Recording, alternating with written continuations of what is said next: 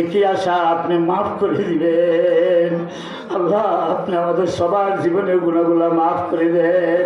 মাহবুব আমাদের তো কোনো পুঁজি নাই, আমরা স্বীকার করিয়া ফেললাম আমরা গুণাগার। মাহবুব দুনিয়ার বিচারক যারা বিচার করে আমি দেখছি, বিচার করার সময় যদি কোনো আসামি বলে আমার ভুল হয়ে গেছে, আমি এই কাজটা করছি, আমি চুরি করে ফেলেছি, আমার ভুল হয়েছে, তখন সবাই মারবার সময় সবাইকে বলে এ যে স্বীকার করছে তারে কমাইয়া মারিও, কারণ সে তো স্বীকার করে ফেলেছে। মাহবুব স্বীকার করার কারণে যদি দুনিয়ার বিচার কমিয়া যায়, আমরাও স্বীকার করলাম আমাদের ভুল হয়ে গেছে, আমাদেরকে আপনি মেহরবানি করে মাফ করে দেন। আল্লাহ আল্লাহ আপনি মেহরবানি করে আমাদের সবার জীবনের গুলো মাফ করে দেন।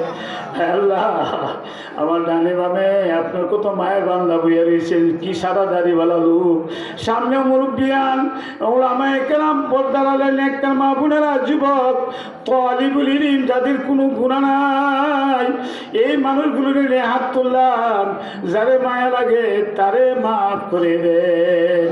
আল্লাহ মরহুম মনোহর সাহেব সহ যত মুর্দেখান আছে আল্লাহ সবার জীবনের গুনাহগুলো মাফ করে দেন। আরে বাবা যদি থাকতেন আমাদের পাশে বসে আপনার নামে জিকির করতেন আর হাত তুলিয়া কাঁদতেন।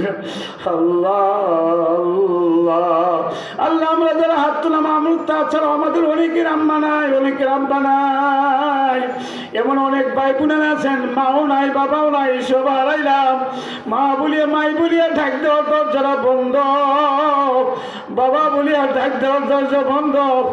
আরে সারা দুনিয়া ঘুরিয়ে আসার পরে বাড়িতে আসে মায়ের মুখ দেখা যায় না, বাবাকে দেখা যায় না, এমন কপাল পর আমার হাত তুলছি। মাবুদ আপনি আমাদের এই গুনাহকে হাত করার খাতিরে আমাদের আম্মা আব্বার জীবনের গুনাহগুলা মাফ করে দে।